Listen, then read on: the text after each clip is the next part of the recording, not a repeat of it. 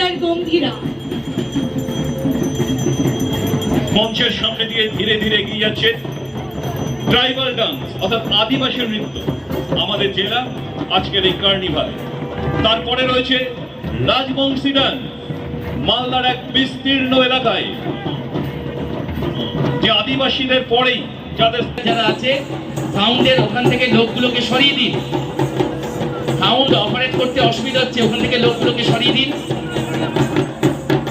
মুখোশ নৃত্য মালদা জেলার আরো এক পরম্পরা, আরো এক ঐতিহ্য।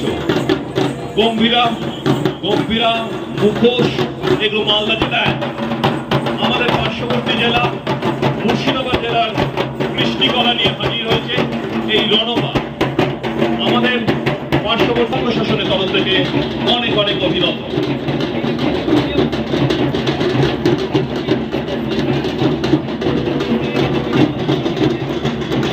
এবারে আমরা দেখতে পাচ্ছি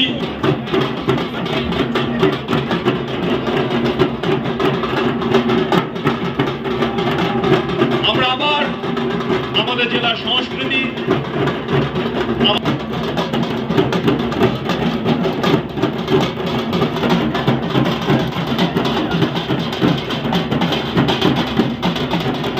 আবার সেই ঢাকিরা সুন্দর তাদের ঢাকের বাদ্য দেখুন কি সুন্দর, কি সুন্দর ব্যালেন্স। বাউল আমাদের জেলার গর্ব, আমাদের পরম্পরা, তাদেরকে উৎসাহিত করুন। খুব সুন্দর মাথা পুলিশ ব্যান্ড,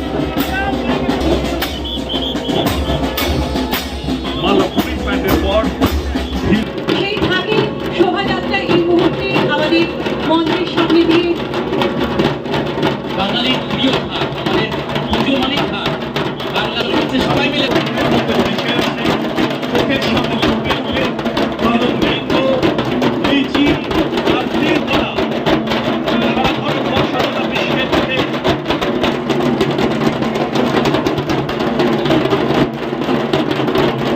আমাদের জেলা ছাড়িয়ে রাজ্য, রাজ্য ছাড়িয়ে দেশ, দেশ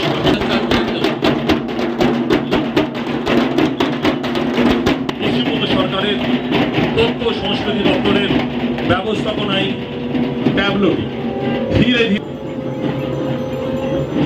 সবাই মিলে করতালি দিন। এত সুন্দর পরিবেশনা, এত সুন্দরভাবে তারা কতক্ষণ ধরে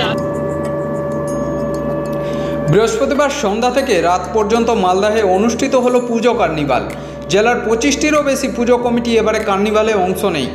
শহরের সুকান্ত মোড় থেকে রথবাড়ি মোড় পর্যন্ত প্রায় 1 কিলোমিটার এলাকা জুড়ে এই বিশেষ বিসর্জন শোভাযাত্রার আয়োজন করা হয়। জেলা প্রশাসন, পুলিশ ও পুরসভা কার্নিভালের আয়োজন করে। কার্নিভাল উপলক্ষে পুরনো 34 নম্বর জাতীয় সড়কের একটি লেনকে রঙিন আলপনা দিয়ে সাজিয়ে তোলা হয়। অন্য একটি লেনকে তৈরি করা হয় কার্নিভাল মঞ্চ। বিভিন্ন পুজো কমিটির বর্ণাঢ্য শোভাযাত্রা সংগঠিত করে এবারের কার্নিভালে রাজ্যের বিভিন্ন জেলার লোকসংস্কৃতিকে বিভিন্ন উদ্যোক্তারা তাদের নিজস্ব পরিকল্পনায় মালদাহে কার্নিভালে সামিল করেন। কার্নিভালে অংশগ্রহণকারী সেরা 3টি ক্লাবকে প্রশাসনের তরফ থেকে পুরস্কৃত করা হয়। এছাড়াও অংশগ্রহণকারী আরও কয়েকটি ক্লাবকে দেওয়া হয় বিশেষ পুরস্কার। উপস্থিত ছিলেন রাজ্যের 2 মন্ত্রী সাবিনা ইয়াসমিন, তাজিমুল হোসেন, রাজ্যসভার সাংসদ মৌসুমী বেঞ্জুনুর, মালদা জেলার সভাপতি, জেলা শাসক, পুলিশ সুপার, ইংরেজবাজার ও পুরাতন মালদা পুরসভার 2 চেয়ারম্যান, জেলার একাধিক বিধায়ক সহ বিশিষ্টরা। কার্নিভাল দেখতে ভিড় করেন প্রচুর দর্শক। মালদা থেকে হরেন চৌধুরীর রিপোর্ট, সংবাদ বাংলার কথা।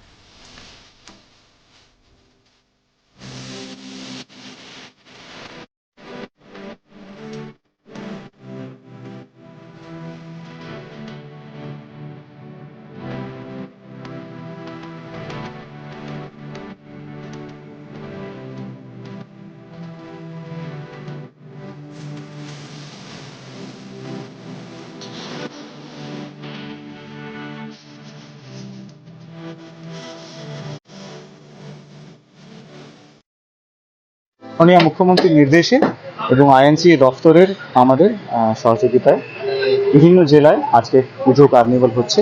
মালদা জেলাতেও দুর্গাপুজো কার্নিভাল সন্ধ্যে 5টা থেকে হচ্ছে। লাস্ট ইয়ার থেকে শুরু হয়েছে। লাস্ট ইয়ার আমাদের জেলায় 18টা পুজো কমিটিস পার্টিসিপেট করেছিলেন। এবার উৎসাহ আরও বেশি আছে।